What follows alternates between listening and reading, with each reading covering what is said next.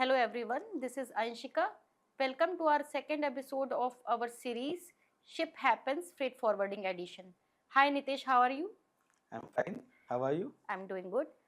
So पहले episode में जैसे हमने फ्रेट फॉरवर्डिंग के बारे में बात करी, Right. हमने बात करी कि कैसे कार्गो एक पोर्ट से दूसरे पोर्ट पे जाता है या एक प्लेस से दूसरे प्लेस पे जाता है वर्ल्ड में, उसकी प्लानिंग क्या प्रोसेस होती है एंड ऑल दिस।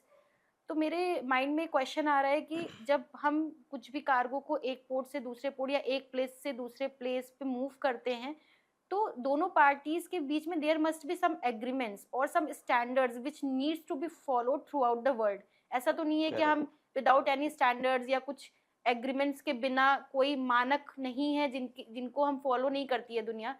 इतने सारे कंट्रीज है, अक्रॉस द कंट्रीज ट्रेड होता है, तो there must be some standards. उसके बारे में आप कुछ बताओगे क्या?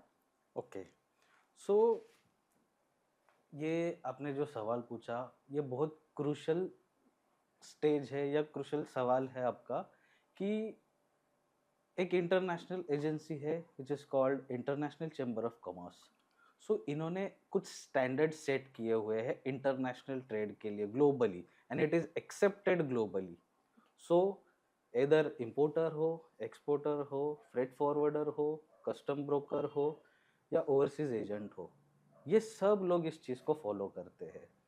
सो बेसिकली हम कुछ बाय कर रहे हैं या सेल कर रहे हैं इंटरनेशनली, सो उसमें कुछ रिस्क आती है, कुछ रिस्पॉन्सिबिलिटी होती है हर एक स्टेज पे। तो बायर और सेलर ये लोग कैसे जानेंगे कि किसका क्या रिस्पॉन्सिबिलिटी है? अभी ऐसे ही मैंने किसी को सेल कर दिया, करेक्ट, वो बीच में कुछ हो गया, मिसप्लेस हो गया, डैमेज हो गया, हो सकता है शिप डूब गया या कुछ भी हो गया, तो अभी जिसने बाय किया है उसने तो पैसा दिया है ऑलरेडी। सो वो कैसे रिकवर होगा? वो किसका जिम्मेदारी था? वो किसका रिस्क था? किसका रिस्पॉन्सिबिलिटी था? ये सब सवाल आते हैं। सो इसके लिए इंटरनेशनल चैम्बर ऑफ कॉमर्स ने कुछ स्टैंडर्ड सेट किए, उनको हम बोलते हैं इनको टर्म्स। ओके, इनको इनको टर्म्स, आप इसको अगर इलेबोरेट करोगे तो इन मतलब इंटरनेशनल, को मतलब कमर्शियल, और terms, so this is called Incoterms, which is worldwide, it is accepted by all the parties who are involved in that particular transaction. Okay, so there are basically 11 incoterms are in trade. So first it starts with ex-works, second FOB, FAS, CIF, CFR, CPT, CIP, DAP, DDU, DDP. So these are the incoterms. So in the trade, all are not that used. We cannot say that it is not used, but depends on the transaction. So mostly currently the ongoing incoterms which I will explain today. So first, commonly used for importing, it is ex-works. So क्या होता है ex-works? ex-works मतलब seller का responsibility होता है कि वो goods ready रखे और ट्रक में लोड करके दे। बट यहाँ पे क्वेश्चन आता है, then who will arrange everything to deliver that good from one place to another, I mean from origin to destination.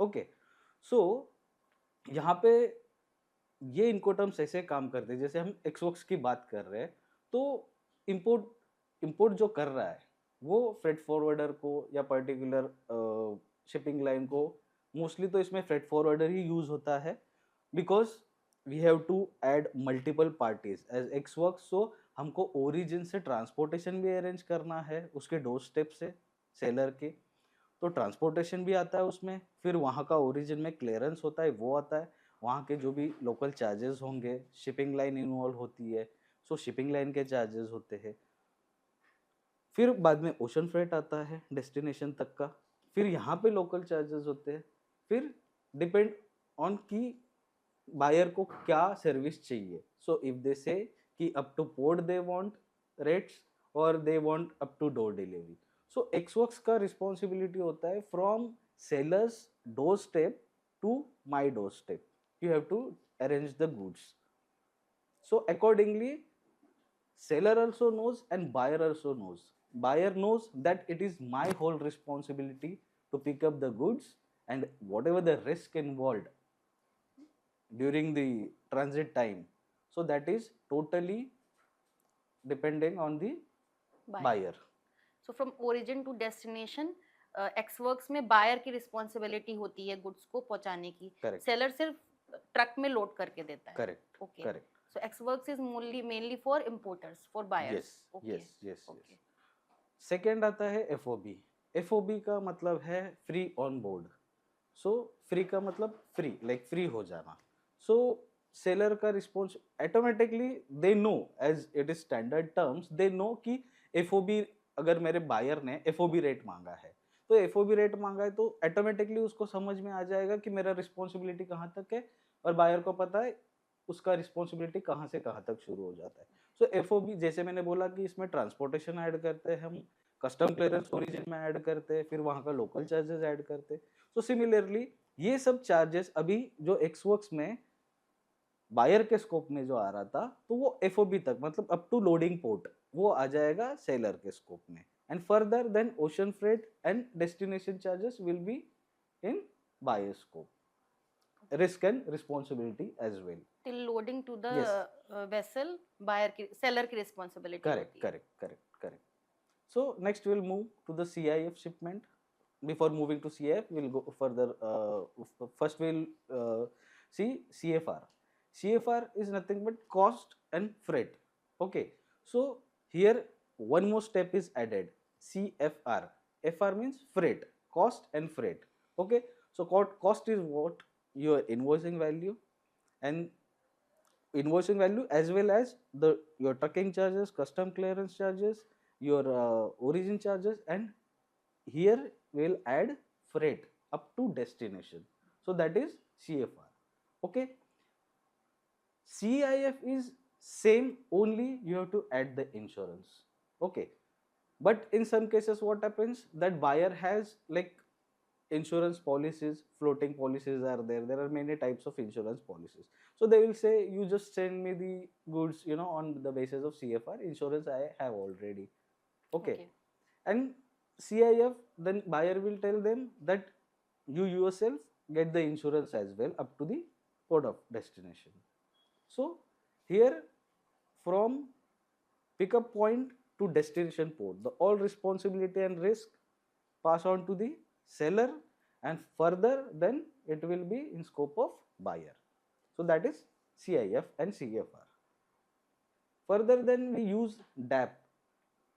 DAP shipments are there, DDU is there, duty delivery unpaid is there. Okay. So DAP is when you are exporting something, okay, and that buyer told you that you have to deliver this material to this place. Okay. It might be his own factory or it might be some warehouse. Okay. So similarly, now we will move from CIF to DAP shipments. So additionally in DAP shipment, again the destination, local shipping line charges, and further transportation will be in seller's scope. Okay. And custom clearance and transportation from that particular location, if it is not factory location, then he will take the responsibility from there. Okay. But in DAP shipment, custom clearance may be included or may not be included. That depends. That customer will tell you at the time of giving you the business. Okay. Further we'll move DDP shipments.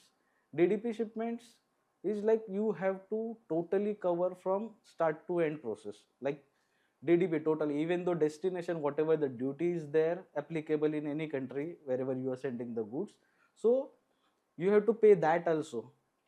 Seller responsibility. Yes, it is DAP and seller's DDP responsibility. complete Yes, seller they responsibility. will just say it is like, so मैं जैसे एक example दूंगा इस चीज का कि DDP shipments का, कि आप कुछ ई-कॉमर्स साइट्स पे से कुछ मंगाते हैं तो वो ऑटोमेटिकली जो आपको पता नहीं चल रहा है कि वो उस पर ड्यूटी क्या है क्या नहीं है, आप जस्ट ऑर्डर कर रहे हो उस ई-कॉमर्स साइट पे, बट इवेंचुअली वो आपको ड्यूटी लग के या सब कुछ लग के ही आ रहा है. ये बस एक छोटा सा एग्जांपल है, ये बड़े लेवल पे भी यही सेम डील होता है।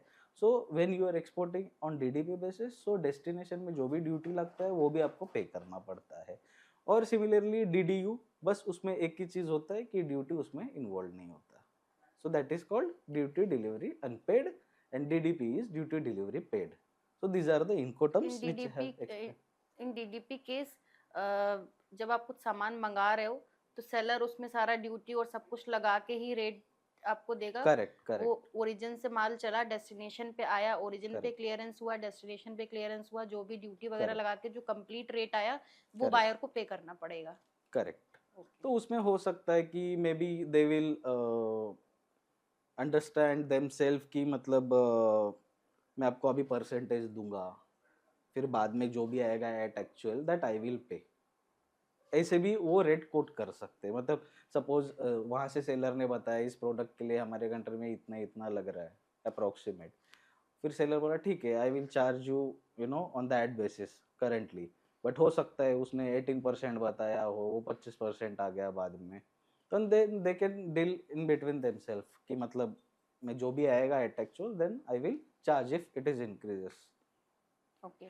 Yes, so these are the Incoterms. ये इंटरनेशनल ट्रेड में ये टॉपिक बहुत बहुत बहुत इम्पोर्टेंट है, और इसके बिना ट्रेड आगे ही नहीं बढ़ेगा।